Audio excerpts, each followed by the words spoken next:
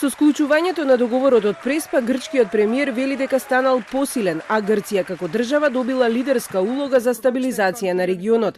Ципрас, кој е во посета на Москва на покана на Путин, во интервју за руската емисија Формула на моќта, објаснува дека договорот не е поврзан со одлуката на Македонија да влезе во меѓународните организации, туку со решавањето на едно историско нерешено прашање, што за Ципрас е многу важно.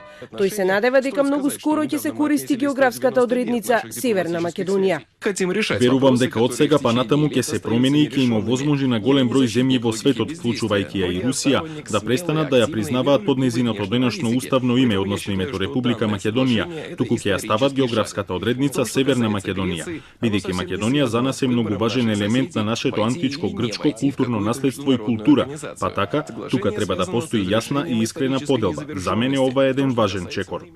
И додека Ципрас во Москва истакнува дека сака да ја продолжи својата улога на помирувач во регионот, продолжувајќи со Турција и Кипар, Русија отворено се спротивставува на Преспанскиот договор. Шефот на руската дипломатија Сергеј Лавров во денешното интервју за весникот Ефимерида во својата оценка за ситуацијата на Балканот вели дека Америка насила ја турка Македонија во НАТО.